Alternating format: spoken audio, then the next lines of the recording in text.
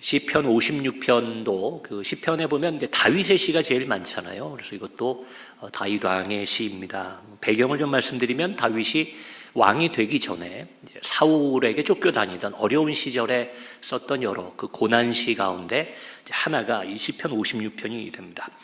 이 시편을 기록할 때, 이 시를 지을 때 다윗의 상황은 사무엘상 21장 10절에서 15절에 나와 있는 사건, 그 사건을 배경으로 합니다. 그때가 어떤 일이 거기 기록되어 있냐면 이 다윗이 사울의 그 핍박을 피해서 도망 다니다가 어디까지 가게 되냐면 가드라는 지역, 가드라는 땅에 아기스 왕에게로 피난을 갔던 때입니다. 그러니까 다른 나라 왕. 근데 이 가드라는 지역 여러분 기억하실 것 같아요. 가드는 블레셋 땅입니다. 블레셋의 큰 도시들 중에 하나였는데 다윗과의 인연이라고 그러니까 좋은 인연 같지만 악연이라면 악연인 골리앗이 있잖아요.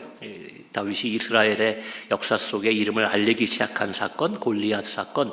그 골리앗이 태어난 곳, 골리앗의 그 고향이라고도 알려져 있는 곳이 이 가드입니다. 그러니까 블레셋의 굉장히 중심이고 이 다윗뿐만 아니라 이스라엘과의 관계에서 볼 때 그 적국 중에 적국이었던 블레셋의 중심 도시, 특히나 다윗이 죽인 골리앗의 고향이라고 우리가 이야기할 때 사실 다윗이 그곳으로 도망갔다 얼마나 어려우면 거기까지 갔겠어요. 거기 웬만하면 다윗이 피해야 되는 지역인데 도망갈 데가 없으니까 사울이 여기까지는 못 쫓아오겠지 하고 그 가드 왕 아기스의 그 스라로 피해 있었던 것 같습니다. 자, 그런데 당시에는 뭐 이렇게 SNS나 언론이 발달하지 않았으니까 다윗이 나를 모르겠지 하고 갔던 것 같아요. 근데 이 아기스 왕의 그 신하들이 이런 말을 하는 겁니다. 사울이 죽인 자는 천천히요, 다윗은 만만이로다. 여러분 이거 아시죠? 이스라엘 백성들이 승리하고 돌아오는 사울과 다윗 앞에 놓고 환호했을 때 했던 말이에요. 그러니까 사울 왕은 이때부터 어쩌면 사울이 다윗을 질투하기 시작했던 것 같아요. 사울이 왕으로서 전쟁의 공로를 제일 많이 가져갔어야 됨에도 불구하고 다윗을 칭송했던 많은 사람들이 사울도 이 블레셋 군대들을 1000명을 죽였다면 그러면 다윗은 10,000명을 죽였다. 10배나 되는 장수입니다. 이렇게 칭송했던 거예요. 그게 이스라엘에서만 유명한 게 아니라 그 피해를 입었던 블레셋 사람들도 그 표현을 알았는지 왕이시여 저 사람이 누군지 아십니까? 하면서 얘기하기 시작하는 거예요. 소문이 나. 우리의 원수가 지금 우리 땅에 와 있다. 이런 소문이 이 가드 지역에 퍼지기 시작한 겁니다. 다윗이 어땠겠어요? 두려웠겠죠. 조금 사울을 피해서 왔다가 더 큰 적을 만나게 된 셈이 된 겁니다. 그래서 이미 왕의 귀에는 이런 소문이 들어갔어요. 왕이 어떻게 판단하느냐에 따라서 다윗은 이제는 뭐 죽음을 눈앞에 둔 상황이었을 겁니다. 다윗이 꾀를 냈던 것이 미친 척을 하죠.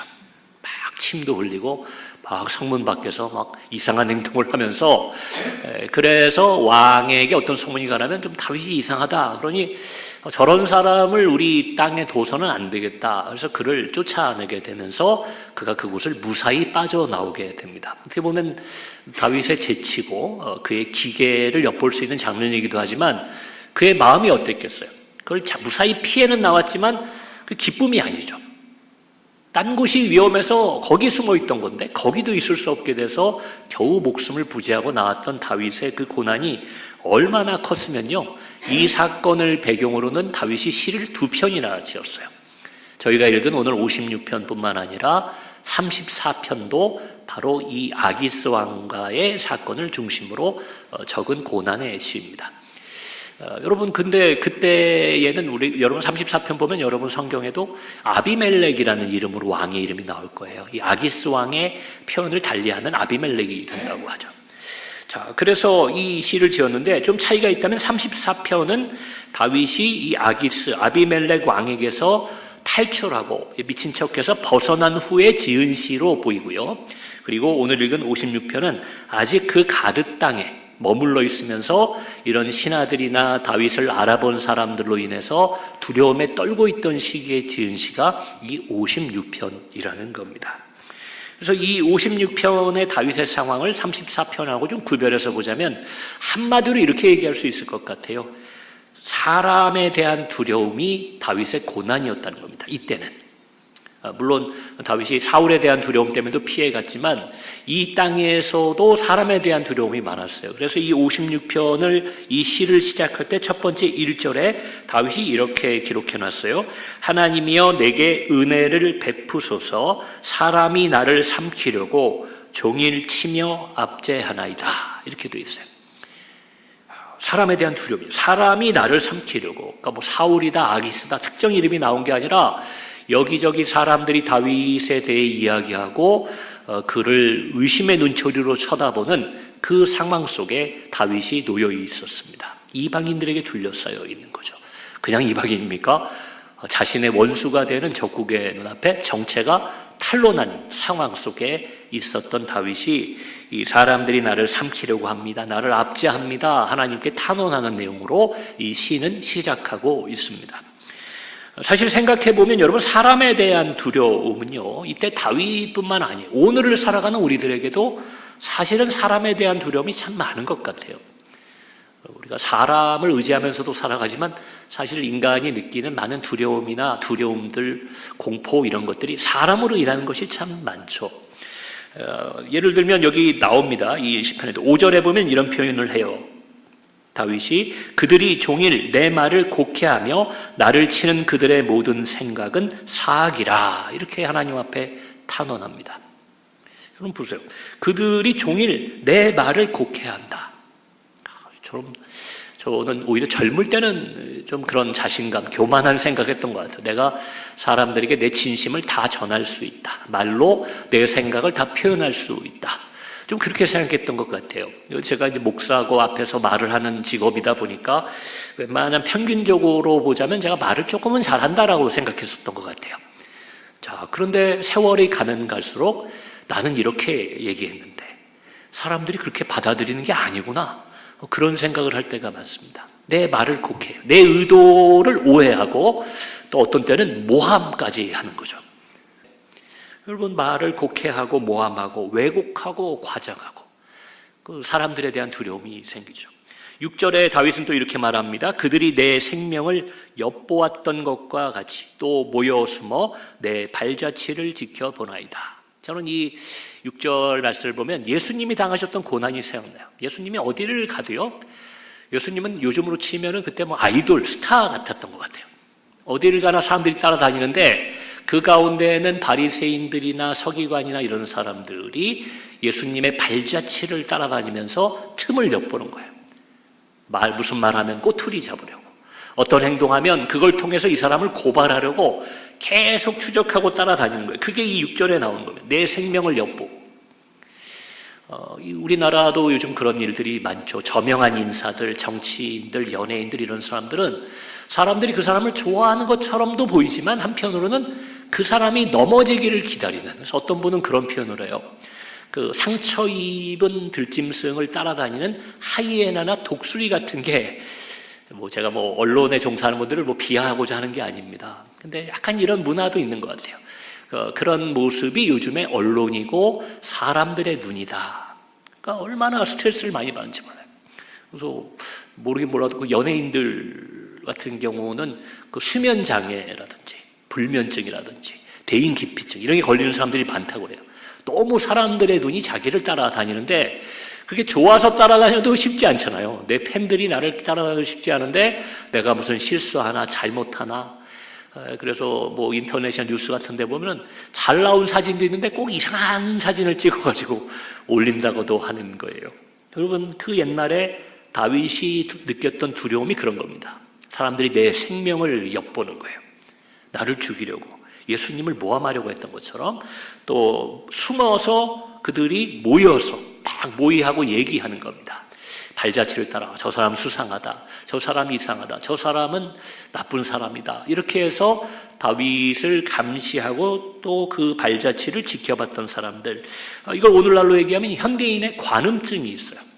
그게 적당하면 관심인데 너무 심해지면은 다윗이 받았던 것 같은 스트레스를 상대에게 줄 수 있다는 겁니다. 그리고 그냥 쳐다보고 관찰하는 데서 그치는 게 아니죠. 너무 과하게 그걸 평가하고 또 그때의 평가는 대부분 부정적인 비판으로 나아가는 경우가 많습니다. 저 사람 왜 저렇게 사나? 저 사람 왜 이렇게 안 하나? 우리가 내 잣대를 가지고 평가하게 되죠. 그래서 이런 현대인들이 사람에 대한 두려움으로 생기는 병폐들이 있는데요. 몇 가지만 말씀드리면 여러분 아까도 말씀드린 대인기피증이 있어요. 사람을 만나는 걸 두려워합니다. 이게 심해지면 공황장애가 되기도 하고 그리고 자발적 요즘 젊은이들 가운데 심지어 30, 40대 가운데도 은둔형 외톨이가 늘어간다고 그러죠. 자기가 사람이 두려우니까 집 밖에도 안 나가고 집 안에서 지내면서 스스로 외톨이로 지내는 거예요. 요즘도 이 표현을 쓰는지 모르지만 저도 이런 표현을 들어봤습니다. 아싸라는 말 아세요? 아싸. 이게 원래 영어 표현 아웃사이더라는 표현에서 나와서 아웃사이더, 그러니까 그걸 줄여서 아싸 이렇게 부르는 거예요. 인사이더 안에 있는 사람 그러면 그걸 인싸. 그래서 처음에 저는 그 얘기를 예전에 들을 때 인싸 아싸 그러면서 목사님은 아싸예요 인싸예요? 어떤 청년이 물어보길래 그게 뭡니까? 그게 아웃사이더, 인사이더. 인사이더는 어떤 그룹에 가도 항상 그 그룹의 일원처럼 잘 지내는 사람들. 성격이 이렇게 부침성 좋고 하는 사람들이면 아웃사이더는 어떤 그룹에서 늘 밖에 있는 사람. 잘 못 어울리고. 그래서 예전에 제가 이것도 몇 년 된 얘기인데 이 대학가에도 그런 아싸라고 말하는 아웃사이더들은 심지어는 사람을 피해서 점심을 화장실 가서 먹는다는 친구도 있더라고요. 물론 드문 경우겠지만 그 정도로 사람들을 두려워하는 것이 생겼다는 겁니다. 여러분 또 어떤 게 있습니까? 왕따라는 것도 사실 그런 거예요. 우리가 이지매다 왕따다 하는 것도 내가 남에 대해서 학생들이 얼마 안 되는 경험과 자신의 기준을 가지고 쟤는 좀 따돌려야 된다라고 평가한 사람에 대해서 아주 가혹한 폭력을 행사하는 것, 그것이 이제 왕따라는 안 좋은 문화. 요즘은 범죄죠, 범죄. 그리고 인터넷에 여러분 잘 알고 있는 악플을 다는 악플러들도 사실은 사람들을, 공인들을 두렵게 만드는 존재인데 이들 역시 아까 말씀드렸던 것처럼 생명을 엿보고 그들의 유명 인사들의 발자취를 따라다니는 사람들이죠. 이런 것이 사람을 두려워하게 하고 사람의 관계를 파괴하는 여러분 그런 오늘 현대인들의 병폐 혹은 질병과도 같은 것이다. 이렇게 말씀드릴 수 있을 것 같습니다. 이런 사회적 현상이 아니더라도요. 우리 기독교인의 가정, 기독교의 우리 교회 안에서도 그런 일들이 있죠. 사람에게 받은 상처, 가족, 친구, 배우자 혹은 같은 교회 성도 때로는 목회자에게 받은 그런 상처들이 평생을 따라다니는 경우, 트라우마가 되는 경우도 오늘날 많이 있습니다. 그래서 여러분 안타까운 그 현상 중에 하나가 이 심리학자들, 정신과 의사들이 상담하는 사람들 중에 목회자 가정 사람들이 그렇게 많다고 그래요. 목사님이 안 좋아서 그런 일도 있을 수 있지만 목회를 할 때 사람을 두려워하게 되는 거. 제가 아는 목사님들 중에도 공황장애, 사모님 중에도 공황장애 걸리신 분들이 좀 있는데 그분들이 늘 회중을 상대하고 성도들 앞에 노출된 삶을 살아가니까 어느 순간 정신적인 그 한계가 오게 되면 공황장애라든지 정신과적인 문제가 생긴다고 합니다. 그러니까 타고난 성품이나 성향이 조금 외향적이고 그런 사람들은 그게 좀 덜하겠지만 오늘을 살아가는 우리들이 이 다윗과 같은 사람에 대한 두려움과 그 고난 속에 살아가는 것은 아닌가 여러분 그런 생각할 때가 있어요. 자, 그러면 이 성경을 통해 다윗은 하나님 앞에 이러한 기도시를 올리면서 어떻게 이런 고난 앞에 사람에 대한 두려움 앞에 어떤 대처를 했는지가 역시 이 시편 56편에 잘 나와 있습니다. 이걸 아셔야 되는 거죠. 3절에 보면 다윗의 다짐과도 같고 결심과도 같은 말이 나와요. 참 멋있습니다. 제가 읽어드릴게요. 내가 두려워하는 날에는 내가 주를 의지하리이다. 여러분이 굉장히 선언적인 말이죠. 지금의 이 두려움이 아니더라도 다윗은 살아오면서 왕이 된 이후에도 그랬고요. 죽는 날까지 여러 두려움과 싸워야 됐던 것이 다윗이에요. 다윗이 고백하는 겁니다. 내가 두려운 일이 있을 때에는 나는 만사를 제쳐놓고 여호와를 의지하리이다. 자, 이게 다윗의 선언적인 다짐입니다. 자, 그리고는 오늘 읽은 저희 이 본문의 내용을 통해서 다윗이 다시 힘을 내고 하나님 앞에서 또 고개를 들게 되는 여러분 그런 내용이 이 8절부터 나오는 거예요. 내가 탄식하고 한탄하는 것을 주님께서 세고 계신다는 거예요. 계수한다. 바꿔 말하면 뭡니까? 알고 계신다는 거예요. 내가 한숨 쉬고 걱정하는 걸 주님 아시지 않습니까? 또 뭐라고요? 나의 눈물을 주의 병에 담으소서. 내 눈물을 주님이 병에 담다. 여러분 이거 뭘 의미하는 거겠어요? 눈물을 왜 병에 담습니까? 그만큼 내가 눈물 한 방울 흘릴 때에도 주님이 내 곁에 계시다는 거예요. 내가 그걸 압니다라는 고백이 있어요. 그래서 그것이 주의 책에 기록되지 아니하였나이까. 내가 지금 이 아기스 왕 그 스라엘 가드 땅에서, 적국의 땅에서 두려워하고 한탄하고 눈물을 흘릴 때도 주님이 모든 것을 알고 계신 것을 제가 압니다. 여러분 신앙적인 고백이죠. 두려움 속에 주님 나와 함께 하시는 것, 여호와 나와 함께 하시는 것을 제가 믿습니다. 이렇게 얘기하는 거예요. 그리고 더 나아가서 9절에는 뭐라고 얘기합니까? 하나님이 내 편이심을 내가 압니다. 저들은 다수예요. 저들이 유리한 홈그라운드, 지금 블레셋의 땅에 와 있어요. 모든 게 다윗이 불리합니다. 다윗이 골리앗과 전쟁할 때는 이스라엘이 뒤편에 있었지만 지금은 사울왕을 대표해서 이스라엘도 다윗을 죽이려고 하는데요. 천지에 혼자 있는 것이 다윗의 상황인데, 그러나 하나님은 내 편인 것을 제가 압니다. 여러분 점점 그 믿음이 확고해지는 거죠. 이 다윗의 이 탄원시나 그 고난의 시는 언제나 이렇게 진행돼요. 자신의 고난을 한탄하고 두려움으로 시작하지만 마지막에는 그의 믿음을 주 앞에 확인하고 은혜에 감사하면서 끝나게 됩니다. 여러분 그래서 10절에는 그의 3절의 다짐처럼 내가 하나님을 의지한다 이런 표현들이 나오죠. 그리고 11절은 그러니 어떻게 돼요?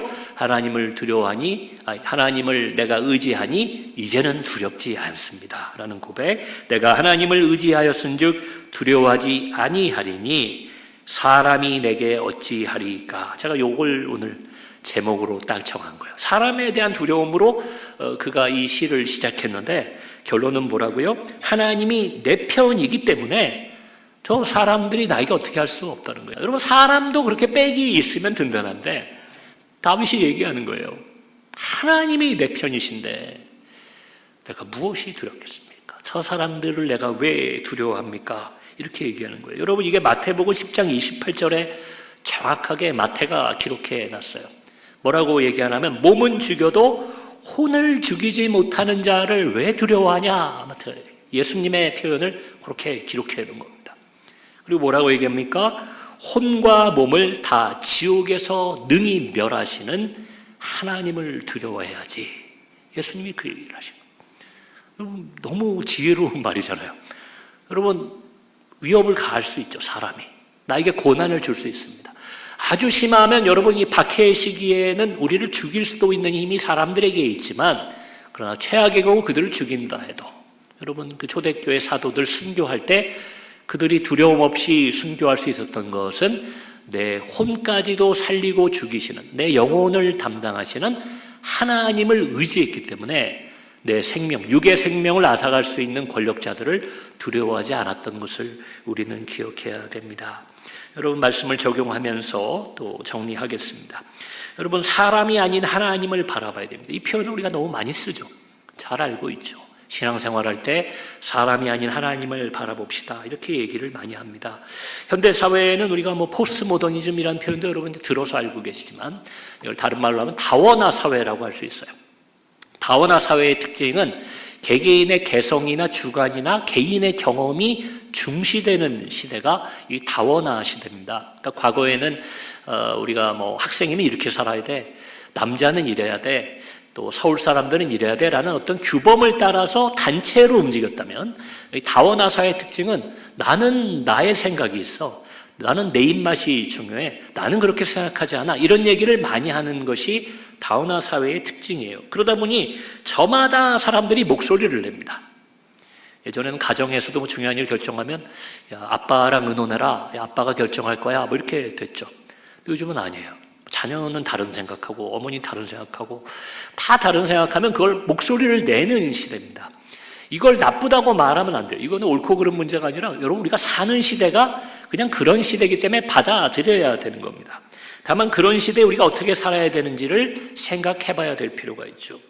자, 내 목소리를 내고 내 주장을 하고 내 입맛을 얘기하는 것은 어떻게 보면 좋은 일이에요. 예전에 눌려 살던 며느리, 예전에는 목소리를 못 냈던 여성들, 또 어린이들이 이제는 자기의 목소리를 내는 시대, 평등한 시대가 되었죠. 이게 한국의 특수성인지 어떤지는 모르겠는데 문제는 뭐냐? 내 목소리가 중요하면 다른 사람의 개성, 다른 사람들의 삶도 존중하는 것이 다원화 시대의 지식인들 혹은 인격자들 그 사람들의 삶이 되어야 되는데 여러분 그게 아니라 내 삶의 기준을 가지고 남을 평가하고 비판하는 문화가 오늘날 우리나라에 많아진 것 같아요. 그러니까 내가 옳다고 생각하는 것이 하나 있으면 나와 다르면 그 사람이 틀렸다고 말하는 거예요. 나도 사실은 다원화 사회이기 때문에 그런 생각을 하는 거거든요. 그러면 나는 이렇게 바라보지만 저 사람은 또 저게 좋은가 보다 이렇게 생각할 수 있어야 되는데 내가 좋은 것, 내가 싫은 것을 기준으로 모든 것이 거기에 맞춰지기를 바라는 것. 그래서 여러분 요즘 목사님들이 목회하기가 어렵다는 거예요. 저는 그래서 좀 설교 시간을 좀 줄여야 된다 그 생각을 하는데도 이런 이유가 좀 있습니다. 왜냐하면 목사님이 아무리 좋은 뜻으로 어떤 얘기를 해도요 다원화 시대이기 때문에 어떤 분은 그 말을 좋게 여기고 어떤 분은 불편하게 여길 수 있다라는 거예요. 내 상황이 다르기 때문이기도 하지만 그리고 그것을 어떻다고요? 이제는 목소리를 내는 시대입니다. 그래서 많은 교회, 특히 큰 교회일수록 가보면 예배 끝나고 나면은 모여서 차 마시거나 그럴 때 목사님의 설교에 대한 평가나 비판이 굉장히 많아졌어요. 예전에는 이런 시대, 다원화 시대가 아니었던 때는 여러분 어떻게 했어요? 목사님 설교에 대해서 왈가왈부 잘 안 했습니다. 나랑 생각이 다르면 내 삶을 바꿔야 된다 그렇게 생각했던 것이 옛날이에요. 꼭 어떤 게 좋다 이런 얘기가 아니라는 겁니다. 근데 요즘 시대는 모여서 굉장히 쉽게 목사님이 역시 남자여서 그런지 우리 여자들의 삶은 잘 모르는 것 같아. 여러분 그럴 때도 있죠. 목사님이 아직 젊으셔서 이런 걸 아직 모르시는 것 같아. 여러분 이렇게 생각하는 게 요즘 시대라는 겁니다. 다만 이런 표현이 너무 과해지면 어떻게 된다고요? 목사님이 설교하러 올라와서 성도들을 두려워하게 되는 경우가 생겨요. 그럴 때 공황장애가 온다는 거예요. 내가 이렇게 말하면 아무개 집사님이 또 뭐라 하지 않을까. 그런 두려움을 가지고 강단에서는 여러분 목사님을 제가 상담해 드린 적이 한 번 있습니다. 여러분 목회자만 그러겠어요? 회사 가는 게 두려워하는 직장인들도 있어요. 왜요? 내 옷차림에 대해서, 내 일에 대해서, 그 사장님이 혹은 동료들이 어떻게 평가하고 뭐라고 얘기할까? 그게 막 두려운 거예요. 외모에 대해서도 그렇다면서요? 그래서 외모에 대해 자신감이 없거나 그런 사람들은 밖에 나가는 것도 두려워하는 여러분 그런 모습이 있다는 겁니다. 다원화 사회가 잘못된 것은 아니지만 여러분 이 다원화 사회가 어떤 것인지 정확히 알지 못하면 남을 존중하지 못하게 되고 다른 사람의 개성을 사실은 나도 개성인 건데 나의 잣대로 평가하고 비판하는 일들이 생기게 돼요. 이게 사회적으로 문제가 되면 어떻게 돼요? 젊은이는 젊은이의 잣대로 노인들을 비판합니다. 어른들은 어른들의 잣대로 젊은이들, 이 세대 간의 갈등이 생기는 거예요. 남자는 남자의 잣대로 여자들을 비판하기 시작하고 반대의 경우도 생기다 보니까 성별 간의 갈등도 있어요. 또 많이 가진 사람들은 좀 없는 사람들, 세금 얘기 나올 때마다 꼭 나오잖아요. 내가 내는 세금으로 살아가는데 부자들은 그렇게 얘기해요. 가난한 사람들은 우리 것을 착취해서 부자가 됐다. 자신의 기준을 가지고 서로를 비판하는 문화가 오늘날 대한민국을 어렵게 하고 심지어는 교회마저도 갈등과 또 여러 가지 분란으로 몰아가는 것이 이 사람에 대한 두려움, 사람의 위험이 아닌가 그렇게 생각하게 됩니다. 여러분 그래서 우리는 어떻게 살아야 되느냐? 오늘 다윗의 시편을 통해 교훈을 얻자면 첫 번째는 먼저는 우리가 그러지 말아야 될 것 같아요. 남을 내 잣대로 바라보고 평가하고 비판하는 것을 멈춰야 됩니다. 예수님도 사도 바울도 남을 비판하지 마라, 남에 대해서 말하지 마라 계속 그랬잖아요. 다원화 사회에 우리는 왜 그래야 됩니까? 여러분 성경이 우리에게 실천하라고 말하는 사랑이요 바로 포용하는 거고 이해하는 거고 용납하고 용서하는 것이 기독교의 사랑이거든요. 그 말은 나와 다르고 내가 볼 때는 좀 불편한 것들을 우리가 참아주고 용납하고 이해하려고 애쓰는 게 다름 아닌 기독교의 사랑이라는 겁니다. 그리고 우리는 일단 안 그랬으면 좋겠어요. 교회 오는 걸 사람들이 두렵게 만들지 않았으면 좋겠어요. 교회 가면 이런 거 뭐라고 하고 이렇게 하지 말라고 그러고 그런 게 너무 많다는 겁니다. 우리 교회에서는 또 기독교인들은 그러지 않았으면 좋겠어요. 두 번째는 여러분 우리가 세상을 살아가며 사람들을 두려워할 일들이 생기잖아요. 그러나 다윗이 말했던 것처럼 우리는 하나님이 나의 모든 어려움을 아신다는 것, 또 그런 하나님이 내 편이라는 것, 그것을 알고 믿음으로 사람이 아닌 하나님을 바라봄으로 사람에 대한 두려움을 이기시는 저와 여러분이 되기를 주님의 이름으로 축원합니다. 여러분 그렇게 돼야 돼요. 하나님이 내 편이 되어주시고, 그리고 마태복음 10장 28절의 말씀처럼 사람을 두려워할 필요가 없이 하나님을 두려워하셔야 돼요. 사람의 평가 때문에 늘 마음 졸이면서 살지 마시고요. 하나님의 평가 앞에서 하나님이 나를 어떻게 보시나? 하나님이 나를 잘 봐주면 되는 겁니다. 우스갯소리 하나만 하고 말씀 정리하겠습니다. 저는 밖에 나갈 때 별로 제 옷차림이나 머리 스타일 별로 신경을 안 쓰는 편이에요. 좋게 말하면 털털한데 현대인들이 보면은 그렇게 좀 좋지 못. 목사님들 중에도 멋쟁이들이 계시잖아요. 목사님도 신경 좀 쓰세요. 그럴 때가 있어요. 유행도 잘 모르고. 그러나 제가 하나 신경 쓰는 게 있는데, 제 아내가 저에 대해서 뭐라고 하면 제가 신경을 써요. 당신 좀 머리 가르마를 좀 이렇게 바꿔야 되는 거 아니야? 당신 좀 옷을 너무 크게 입는 거 아니야? 그러면 제가 신경을 씁니다. 아내 마음에는 제가 들어야 될 거 아니에요. 그렇죠. 여러분, 제가 이 우스갯소리를 드리는 거, 사람들, 이 다원화 사회에는요, 모든 사람의 입맛에 맞출 수가 없어요. 저도 여기저기 다니면 제 설교를 듣는 사람들 중에 제 설교 좋다는 분도 계시지만, 목사님 좀 이렇게 하면 좋겠어요. 저 사람이 좋다고 한 부분을 이 사람은 좀 안 좋아하는 거예요. 제가 언젠가부터 마음을 편히 먹었습니다. 나는 하나님 주신 내 스타일이 있고 하나님 주신 말씀이 있으니까 난 편하게 전하자. 하나님 뜻대로만 전하자. 그냥 그렇게 마음을 먹습니다. 그러나 한 가지 제가 설교할 때 염두에 두는 건 하나님의 눈앞에 내가 말씀을 올바르게 전하고 있는가. 그거 하나를 보는 거예요. 옷을 입을 때는 누구요? 제 아내가 볼 때 내가 괜찮게 입었나. 그거 하나만 보는 것처럼 여러분, 하나님 한 분 앞에 살아가시면 사람에 대한 두려움을 이길 수 있습니다. 그리고 나에 대해 좋은 말 해주고 나를 좋게 보는 사람들하고 많이 시간을 보내세요. 굳이 나에게 부정적인 말하는 사람들은 일할 때 잠깐 보고 저 사람이 나를 죽이고 살리는 게 아니다 생각하시고 하나님을 바라보고 두려움을 이기심으로 이 다원화 사회에 또 남에게는 덕을 선을 끼치며 그렇게 살아가는 우리 교회의 교우들, 믿음의 가정들 되기를 다시 한번 주님의 이름으로 부탁드립니다. 우리 이 시간 함께 기도하실 텐데요. 오늘 말씀을 생각하시면서 사람에 대한 두려움이 있으시다면 하나님을 바라보며 우리가 그것을 이기게 하여 주옵소서.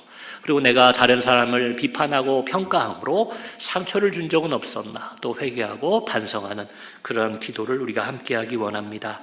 우리 주의 이름 한번 부르고 합심하여 기도하겠습니다.